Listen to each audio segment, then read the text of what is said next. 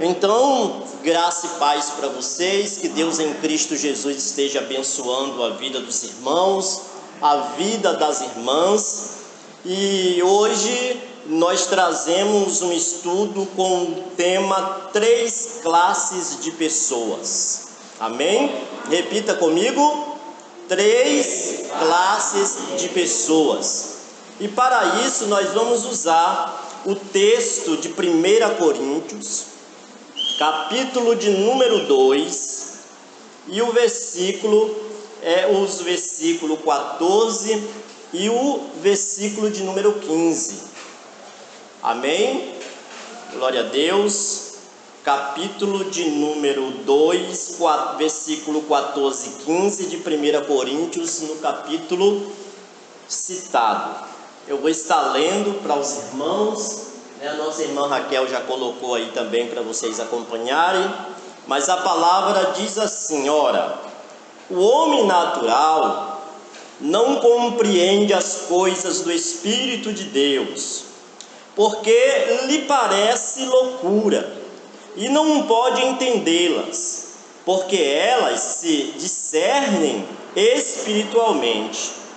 Mas o que é espiritual discerne bem tudo, e ele de ninguém é discernido. Amém? Você acredita que esta palavra é fiel e verdadeira? Então solta a Bíblia aí, dê uma salva de palmas para Jesus, gloriosa. Oh, Pai querido, teu povo está te exaltando neste momento, e teu povo, Senhor, ó Deus, está, Senhor, ó Deus, dando essa salva de palmas para ti, ó Deus. Ó Pai, fala com eles, fala conosco nesta noite, em nome de Jesus, amém. Você pode dar um amém, meu irmão, minha irmã? Glória a Deus, aleluia. Então nós trazemos aí este tema para hoje, 3 classes de pessoas, e nós vamos aí aprender um pouquinho dentro da palavra de Deus. Nós vamos falar sobre o homem, E o homem, na verdade, ele é bem simples e fácil de entender. Esta é uma das questões mais polêmicas, talvez, do nosso dia a dia, da nossa vivência. Às vezes nós vivemos com as pessoas por bons anos da nossa vida, e no final, às vezes, nós temos dificuldade de entender, e às vezes nós temos facilidade de entender, tá? E esse estudo vai trazer justamente isto, 3 qualidades de classe de pessoas. E a gente vai falar primeiramente acerca do homem natural, tá? O homem natural, e este é o ser humano normal, tá? O homem natural é o ser humano que ele é normal, ele nasce, ele cresce, ele envelhece e depois ele morre. Não é verdade? Não é assim? O nosso curso de vida não está baseado nesse processo de nascer, crescer, envelhecer e morrer. Sua vida na terra passa sem ele entender às vezes. Às vezes este homem natural, ele vai passando a sua vida na terra e ele não entende o real sentido de tudo, Às vezes ele não vai conseguir chegar a um real sentido. E a vida deste homem natural, meus irmãos e minhas irmãs, é como um sonho. E após a sua morte ele irá despertar. Depois que este homem natural ele morre, depois da sua morte ele vai despertar para a realidade, para a verdade que ele nunca quis ver. Esta é a realidade. E a gente vai acompanhar aí Eclesiastes capítulo 12 e o versículo de número 6 e o versículo de número 7, tá? Nós vamos entender que esta é a realidade. É a realidade de todo homem natural que vem ao mundo e que tem, na verdade, esse trajetório, tá? Então a gente vê aí, assim, lembre-se dele antes que rompa o cordão de prata, ou se quebre a taça de ouro, antes que o cântaro se despedace junto à fonte, a roda, volta um pouquinho, por favor, que eu estou lendo aqui, não estou acompanhando na Bíblia, tá? volta um pouquinho, tá? Cântaro se despedace junto à fonte e a roda se quebre junto ao poço. Próximo. O pó volte à terra de onde veio e o espírito volte a Deus que o deu. Tudo sem sentido, diz o mestre, a palavra do Senhor. Então a gente percebe aqui que nesta passagem aqui, este homem natural, ele tem esta faixa de vida. Ele vem, para esta vida e ele vai viver isto até ele encarar a realidade da morte física. E após esta morte ele vai, na verdade, encarar dentro desses conselhos que o pregador ele diz: lembra-te do teu Criador no tempo da tua mocidade, antes que venham os maus dias, e diga no teu coração: já não tenho mais satisfação, alegria nele. O homem natural vive toda a sua vida aqui na terra, aprisionado como um escravo pelo poder do inimigo da sua alma. Esta é a realidade do homem natural, do homem que ele não tem, na verdade, uma espiritualidade. Uma prisão em sua mente, e o texto bíblico que é como uma flecha e que fala exatamente do que estamos tratando neste momento, estar aqui em Corinto, em 2 de Corinto, no capítulo de número 4, versículo 3 e 4. E aí Paulo, escrevendo esta carta aos irmãos daquela igreja, ele vai citar o seguinte: mas se ainda o nosso evangelho estar encoberto, é para os que se perdem que está encoberto, nos quais o Deus deste século cegou o entendimento dos incrédulos, para que não lhe resplandeça a luz do evangelho da glória de Cristo, que é a imagem de Deus. O homem natural, ele não consegue, na verdade, aderir para a sua vida o evangelho. E a gente entende, nós que lemos a Bíblia, nós que estamos, na verdade, comungando desta mesma fé, nós entendemos, meus irmãos, que o Evangelho é o poder de Deus manifestado na vida de Jesus, para que todo homem, para que toda mulher que vier a crer por meio de Jesus, não se perca, mas tenha vida eterna.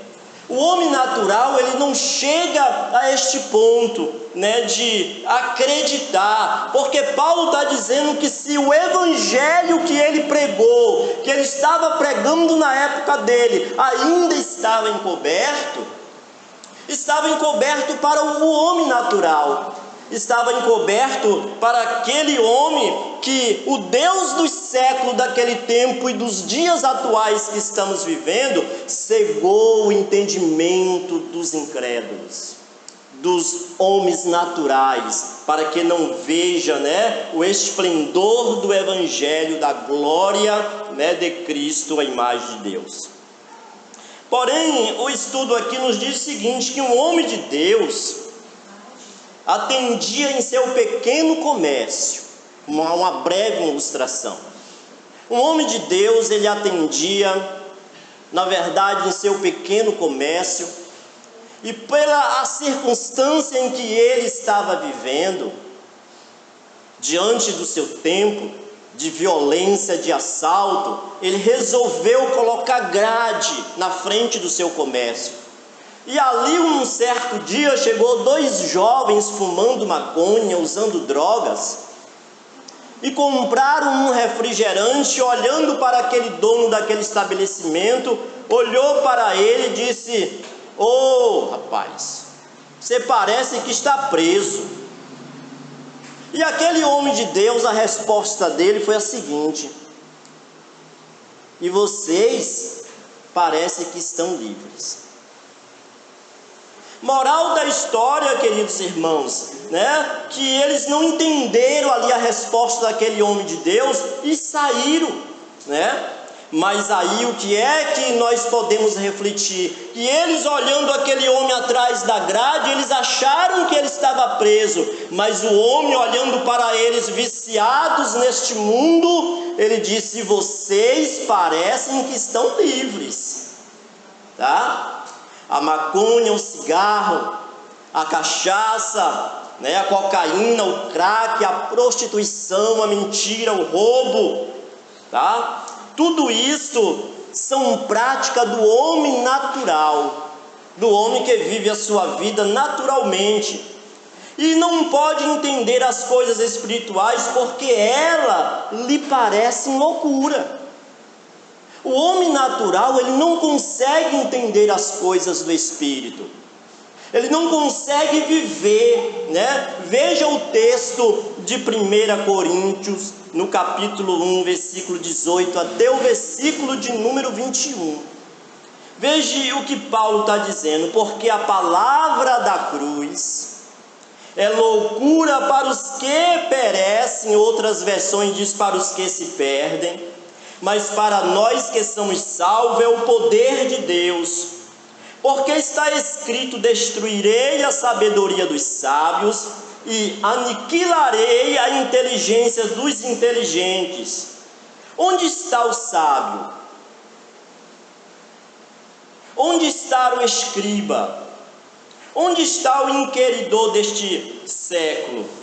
Porventura não tornou Deus louca a sabedoria deste mundo, visto como na sabedoria de Deus o mundo não conhece a Deus pela sua sabedoria, porém aprovem a Deus salvar os crentes pela loucura da pregação.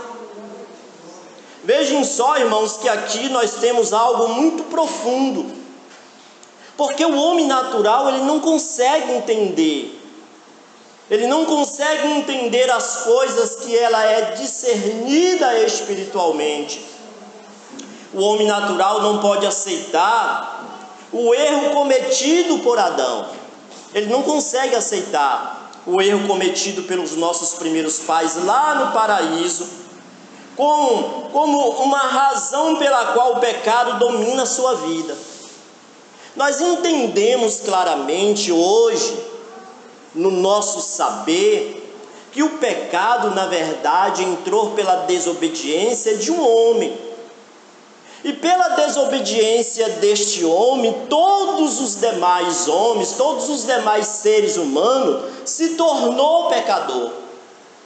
E o homem natural, quando ele lê isso, ele não consegue entender que esta foi e é uma herança que o nosso primeiro pai, Adão, nos deixou como um legado.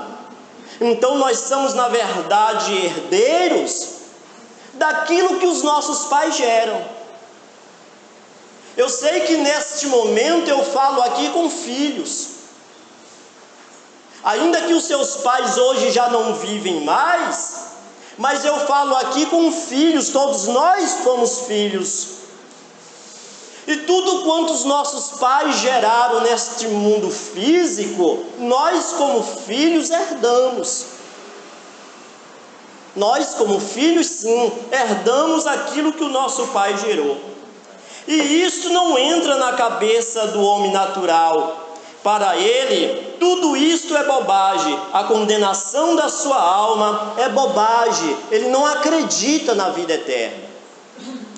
Nós estamos tratando aqui nesta primeira leva desta mensagem aqui, é estilo um ensinamento, que na verdade este homem, ele acha que morreu, acabou. Ele não acredita na verdade na vida eterna. Ele não tem interesse, nem acredita em nada disso. O inimigo não deixa crer no mundo espiritual e nem nas consequências de uma vida sem Jesus. O inimigo não deixa o homem, na verdade, crer, para que através desta crença ele possa, na verdade, encontrar vida em Cristo. Ele não aceita que temos uma alma, que temos um espírito e este corpo ainda. Então nós somos trino. Então o homem, ele não aceita isso. E em 1 Tessalonicenses, no capítulo de número 5, 23, a Bíblia deixa bem clara que nós somos três em um. Nós somos corpo, nós somos almas e espírito. Vejam só o que diz a palavra de Deus: e o mesmo Deus de paz vos santifique em tudo, no vosso espírito, alma e corpo. Então, quando nós entendemos isto, nós passamos então a entender que nós somos corpo, mas também nós somos alma, mas também nós somos espírito.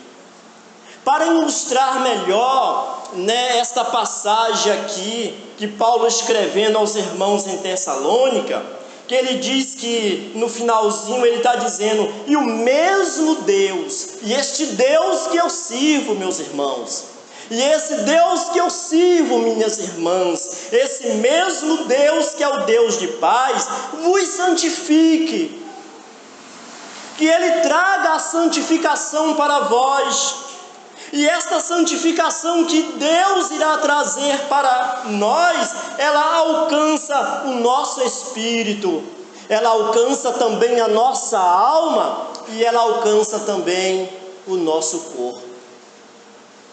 Nós não podemos nos santificar na alma e o nosso corpo não ser santificado. Nós não podemos, de hipótese alguma, nos santificar no espírito e a alma e o corpo não ser santificado. E para ilustrar isto aqui, a qual na verdade estamos esboçando nesta noite, neste lugar, entenda, meus irmãos, nos conta que uma determinada senhora, mãe de uma criança ainda por volta de 5 anos, sofreu um grave acidente. E nesse acidente ela fraturou a sua perna em 3 lugares, e ela começou a sentir muitas dores, até esses ossos ser na verdade cicatrizado, ela ser curada, e ela sentia muitas dores e não podia se levantar do seu leito de enfermidade. Mas o que consolava ela era uma criança de 5 anos que ela tinha, uma garotinha de 5 anos, que sentava sempre ao lado da cama dela e brincava todos os dias, e ela se satisfazia com aquilo. Passou-se então esse período de recuperação, ela se recupera fisicamente da sua perna, que teve 3 fraturas naquele acidente. E depois de um bom tempo, ela recebe uma visita para ir à casa de uma amiga, e na casa desta amiga tinha uma piscina. E eles ali foram para aquela casa, começaram a festejar, brincar, sorrir, e de um momento para outro se ouviu os gritos de desespero. E naquele grito de desespero que todos correram, e que ela chega, a filhinha dela está dentro da piscina, e ela se joga dentro da piscina, e ela pega a sua filhinha nas mãos, sacode e diz: filhinha, filhinha, volte para mamãe, filhinha, volte para mamãe. Mas a filhinha dela estava morta.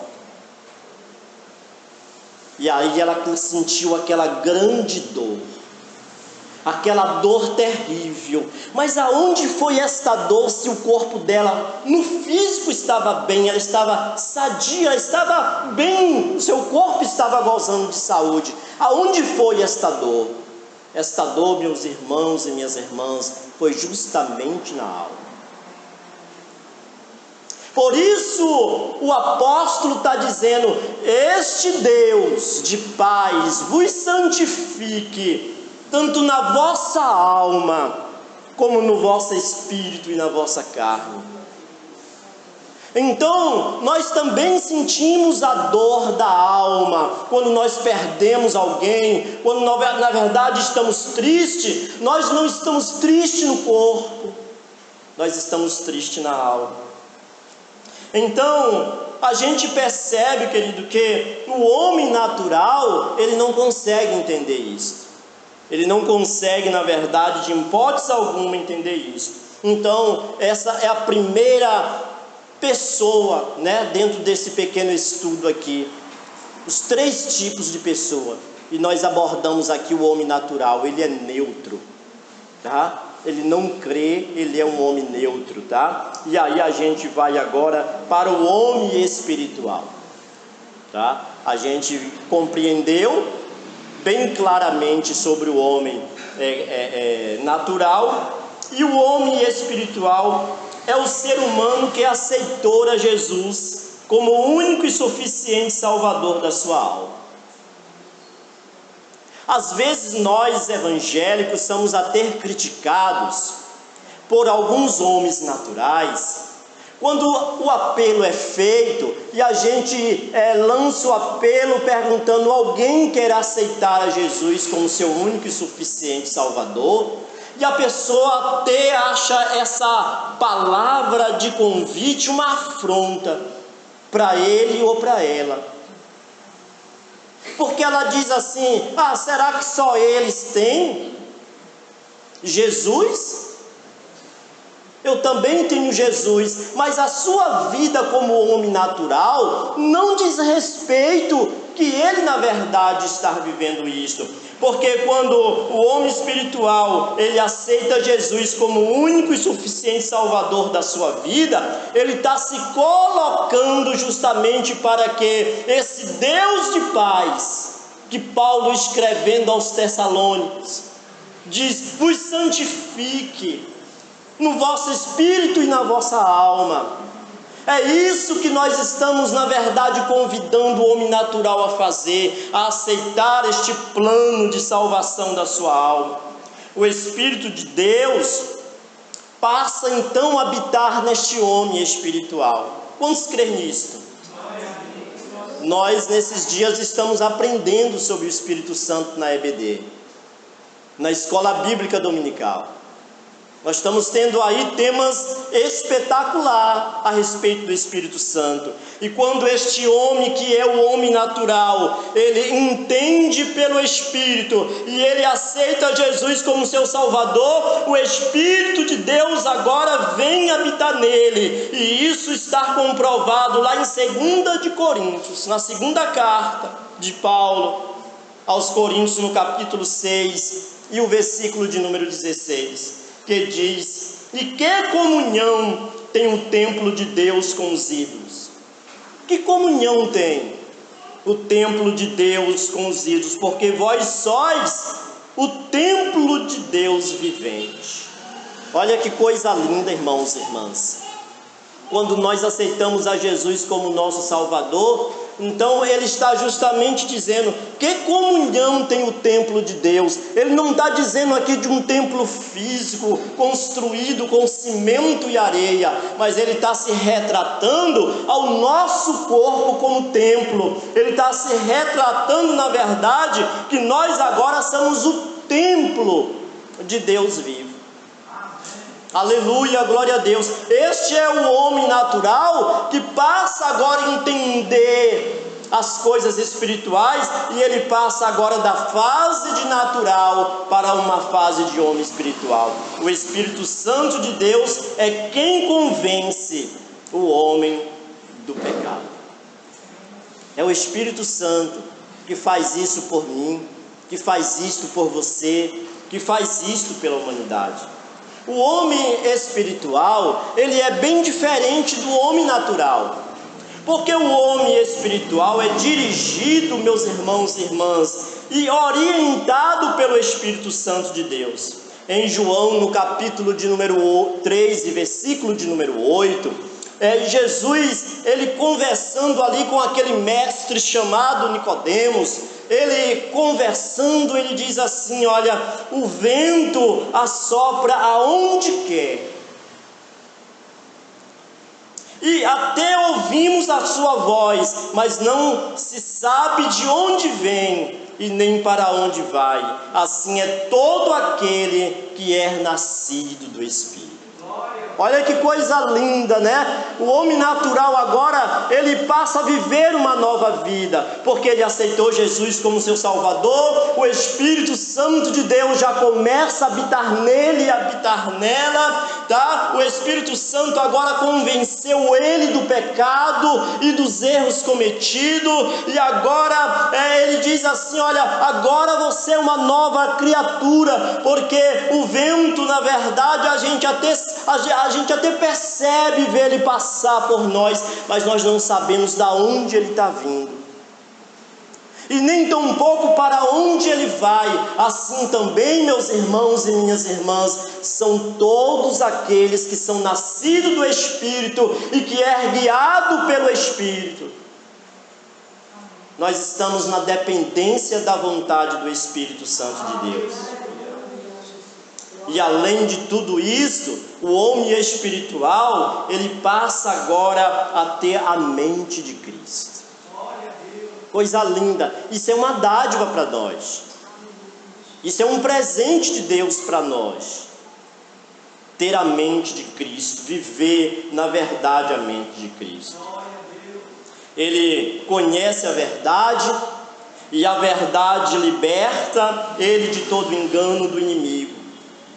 Ele conhece a verdade, e nessa verdade que ele conhece, ele na verdade se torna livre. Há um texto que define muito bem o que estamos tratando até aqui, tá? Ouça, que diz assim, mas como está escrito, as coisas que o olho não viu e o ouvido não ouviu, não subiu ao coração do homem, são as que Deus preparou aos que ama. Mas Deus, ele buscou a revelar pelo Espírito, porque o Espírito penetra todas as coisas, ainda que as profundezas de Deus.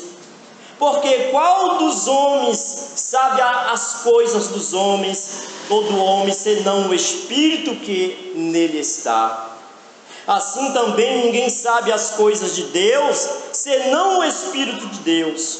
Ora, as coisas de Deus, elas não são compreendidas naturalmente, porque as coisas de Deus são espirituais, e parecem loucura, e não pode entendê-las, porque elas só conseguem ser discernidas espiritualmente, mas o que é espiritual discerne bem tudo, e ele de ninguém é discernido. Este é o homem espiritual. Amém, gente? Então é interessante que quando olhamos um para o outro, nós pensamos em conhecer.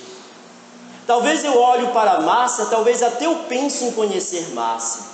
Talvez eu olho para a Júcia, a nossa pastora, talvez eu até pense em conhecer bem ela. Mas a palavra de Deus diz assim: quem conhece Márcia? Quem conhece a Júcia, senão o próprio Espírito que está na Márcia e na Júcia?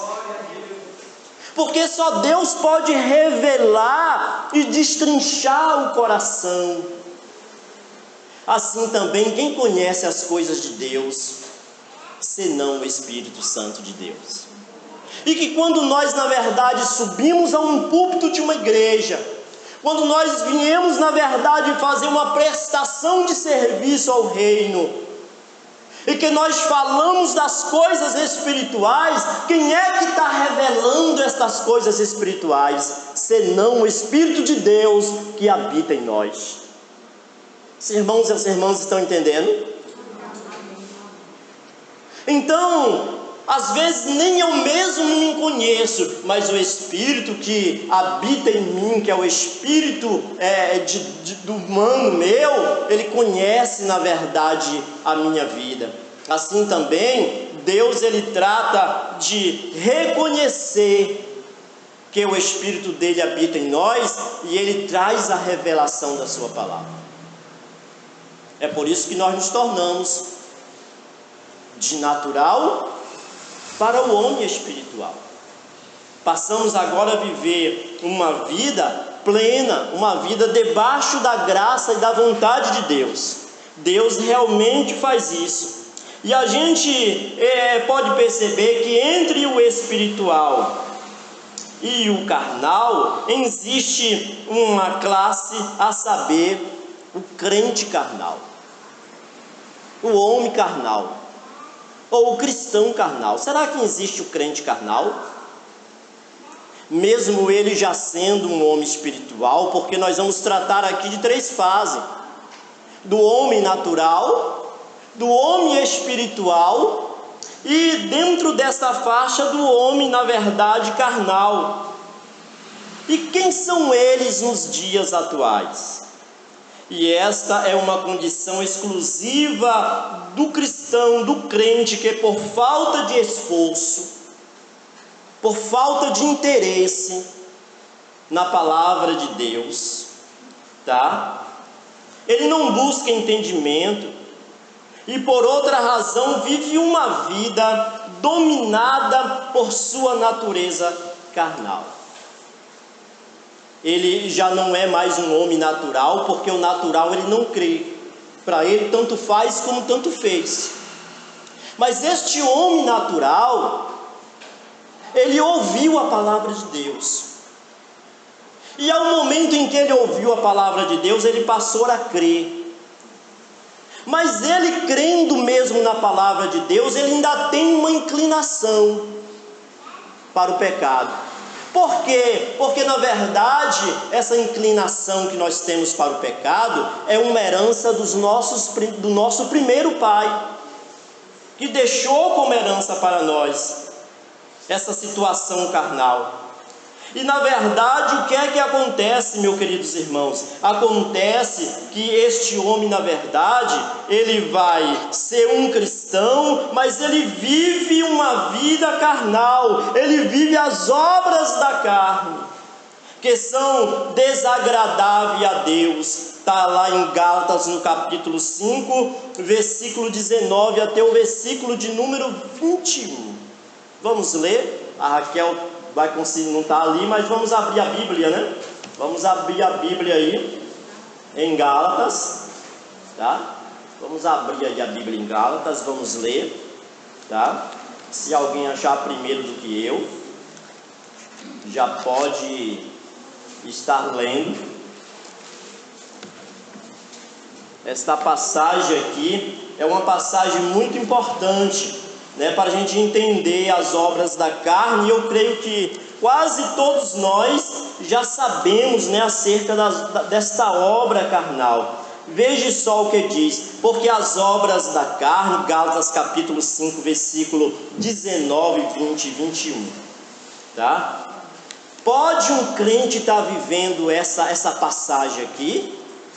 Olha só o que diz: porque as obras da carne são manifestas, as quais são prostituição, são impureza, lascívia, idolatria, feitiçaria, inimizades, porfias, emulações, iras, peleja, dissensões e heresias, invejas, homicídio, bebedice, glutonaria e coisas semelhantes a esta, acerca das quais vos declaro, como já antes vos disse, que os que cometem tais coisas não herdarão o reino de Deus. Então nós percebemos aqui o que Paulo está dizendo, queridos. Você pode, quando eu expresso aqui você, eu não estou me direcionando aos irmãos da nave da igreja, mas eu estou dizendo, o homem pode até vir ao templo, ele pode até vir aos cultos, ele pode até mesmo ler a palavra, ele pode até mesmo já ter aceitado a Jesus como Salvador, mas se ele pratica aqui as obras da carne, ele está correndo perigo de morte. Ele está correndo perigo de morte, porque na verdade ele está vivendo segundo a carne. Talvez alguns dos irmãos aqui, alguma das irmãs, pode até trazer em memória aqui agora de alguém que você conhece, que já levantou a mão, já fez uma aliança com Deus, mas ainda não se libertou das obras da carne. Ele ainda bebe, ele ainda fuma escondido, ele ainda olha uma mulher passando na rua com desejos lascívios. A mulher pode também olhar para o homem com desejos lascívios. Então, meus irmãos, este tipo de pessoa corre risco de morte. Estão contaminados. Eu convivi com um irmão que chegava quase ao pastorado da igreja, e de vez em quando eu tinha que estar corrigindo ele, porque de vez em quando ele batia, ele me chamava de irmão Del, né? Ele batia no meu ombro, que eu andando com ele, disse: irmão Del, olha para aquilo ali. E eu estava olhando justamente para o sexo oposto. E eu falava: varão, vigia, rapaz. Mas é a carne, né? A carne é fraca. E a carne fraca, meus irmãos e minhas irmãs, vai levar a pessoa a perder a sua salvação. Vai levar a pessoa a perder a salvação. Então ele está contaminado. Digamos assim, que pelo mal que habita nas pessoas, tá? Essa natureza, ela não irá mudar, ela não vai se tornar boazinha. Precisamos crucificar a nossa velha natureza. Então, queridos irmãos, é muito claro, a gente tem que contar a verdade. Será que nós, cristãos que estamos aqui, ouvindo esta palavra, será que nós temos inclinação para o pecado? Sim, claro que temos. Nós temos inclinação para o pecado, e o pecado bate na nossa porta todos os dias e diz: olha, fulano, deixa eu dar uma entradinha aí, deixa eu ficar um pouquinho aqui contigo, eu quero ficar aqui com você. E o pecado, na verdade, da moça que está namorando, do rapaz que está namorando, que o namoro avança, é um pecado, na verdade, carnal. Então o pecado, meus irmãos e minhas irmãs, bate a nossa porta todos os dias, e nós temos que dizer assim: olha, para trás de nós, pecado, porque, como Paulo disse, eu já estou crucificado com Cristo, e já não vivo mais eu segundo o homem natural, nem o carnal, mas é Cristo que vive em mim. Aleluia, meus irmãos. Nós viemos ao templo porque nós precisamos ouvir uma palavra. Nós viemos ao templo porque nós precisamos, na verdade, deixar o Espírito Santo nos corrigir. E é em cultos como esse que eu digo que o ambiente espiritual são instalados para consertar a nossa vida, para nos colocar no caminho e para nos mostrar o alvo. Dizer: rapaz, ei moça, olha o alvo lá, é a cruz. Então Paulo está escrevendo, meus irmãos, isto. E aí nesse estudo a gente estamos vivendo aqui o homem natural, que ele não crê em nada, ele é como um ser animal. Mas este homem tem a possibilidade de se tornar um homem espiritual quando ele ouve o Evangelho, que é o poder de Deus para a salvação de todo aquele que crê. Mas mesmo este homem fazendo isso, ele tem uma inclinação para o pecado. E quantas das vezes nós, por falha, nós deixamos escorregar uma coisinha. Filha, diga que eu não estou aqui não.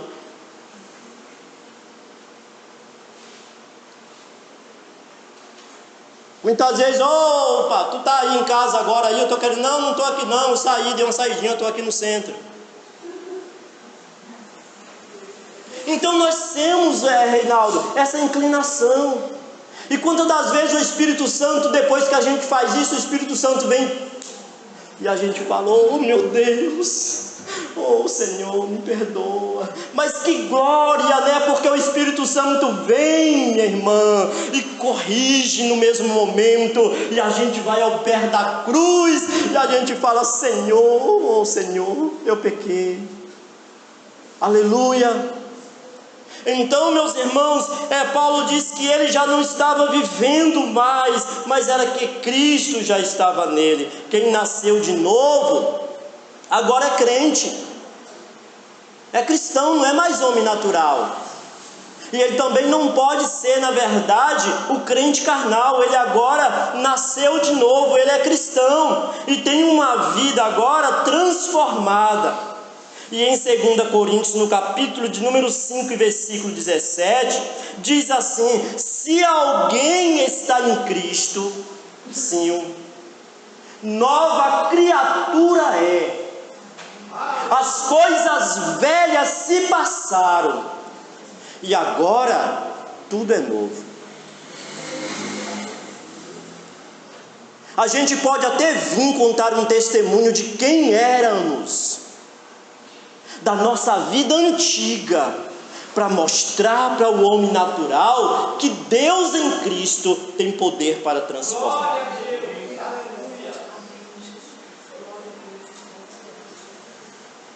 Então, a Bíblia, ela traz essas informações gloriosas para nós, porque se alguém está em Cristo, é nova criatura.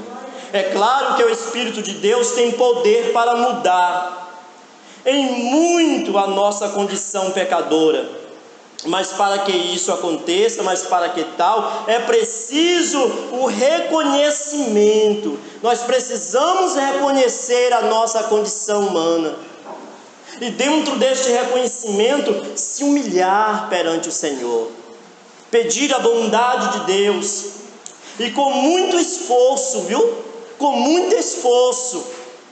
Alguns dos discípulos, depois que Jesus prega um sermão lindo e maravilhoso, e o povo se reúne em multidão, ele chama Jesus à parte, o mestre, e diz: mestre, ó mestre, todos estes vão se salvar, mestre. E Jesus responde: esforçai-vos por entrar pela porta estreita, porque larga e espaçosa é o caminho que conduz à perdição, e são muitos que entram e que estão entrando por ela. Com quem você está andando? Com quem você está conversando? O que você está vendo? O que é que você está vendo ultimamente? O que é que você tem ouvido? O que é que você tem falado dos teus lábios? O que é que tem falado? Tuas mãos, o que tem pegado? O que tem pegado? O Espírito Santo está perguntando: tuas mãos têm sido usadas para quê? O que é que tu tem pegado? Os teus pés estão te levando para onde? Para onde é que teus pés estão te levando? O desejo da tua alma? A tua boca, o que ela tem comido e bebido? Os que estão em Cristo é nova criatura. As coisas velhas se passam e tudo se faz novo. E para que isto aconteça, precisa de esforço, meu irmão. Precisa nos esforçarmos. Olha, muitas das vezes nós temos visto cristão que vive uma vida na carne, por não se chegar a Deus, por não viver a Deus. Ou seja, seus frutos são de homens carnais. Os frutos que ele tem, que ela tem, são frutos carnais. E a Bíblia diz que pelos frutos se conhece a árvore. Como os irmãos têm visto? Como eu tenho, na verdade, andado na rua, falado, me comportado? Como, na verdade, eu tenho visto os irmãos de vez em quando os meus olhos batem em alguns? Como alguém tem falado? O que é que alguém tem falado de você? Então, meus queridos, pela árvore se conhecem, na verdade, os frutos. Não se trata aqui de estar julgando ninguém, mas quando Paulo escreve aos Coríntios, em um determinado momento, ele escreve como a carnais. A igreja de Corinto estava vivendo uma carnalidade. E ele diz assim, olha no texto que nós vamos ler, está lá em 1 Coríntios 3, 1, 4, que diz assim, e eu, irmão, não vos pude falar como a homens espirituais, mas como a carnais, como meninos em Cristo. Com leite vos criei, e não com manjar, porque ainda não podias, nem tampouco ainda agora podes. Veja só que situação a igreja estava vivendo. Ele deu os primeiros passos, ensinou os irmãos a viverem o melhor, mas os irmãos continuaram na mesmice. E ele disse, eu não pude vos falar como homens espirituais, mas como a carnais.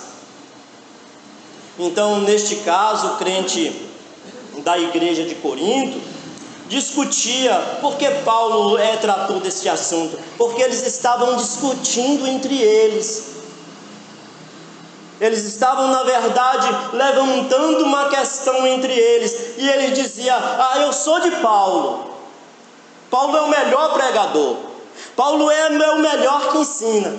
E o outro dizia, não, eu sou de Apolo. Apolo é um profeta, é um missionário fogo puro. Tá? E eles discutiam isso. E quando há essa divergência entre nós não estamos sendo carnais?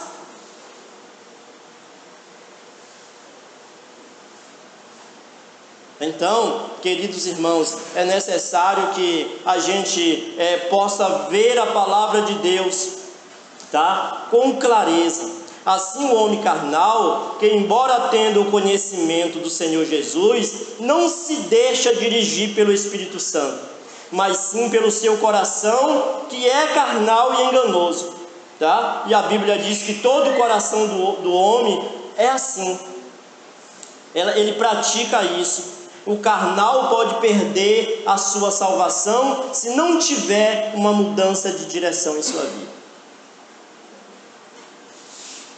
Alguém prega por aí que salvo para sempre, mas é mentira do diabo. O crente carnal, ele pode perder a sua salvação. A ordem de Deus para todos nós é: andai em espírito, e não devemos obedecer os desejos da nossa carne, andando sempre como homem carnal, mas sim andando como homem espiritual.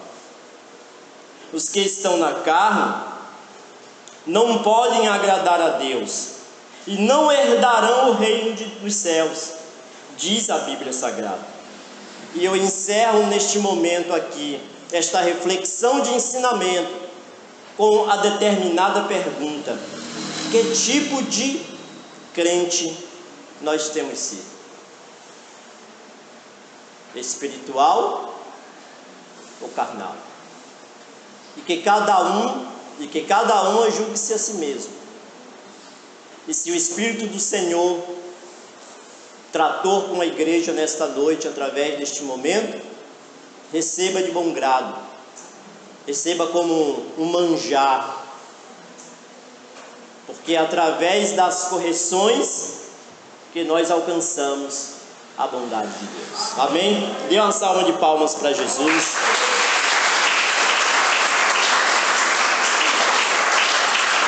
Deus abençoe a igreja reunida nesta noite com toda a sorte de bênçãos. Que o Espírito Santo do Senhor possa concluir aquilo que talvez na minha fala aqui pelo Espírito Santo não alcançou você, mas talvez você aí sentadinho e sentadinha, o Espírito Santo ministrou lá no fundo, no oculto, o que precisa ser arrumado. Pastora, Deus abençoe.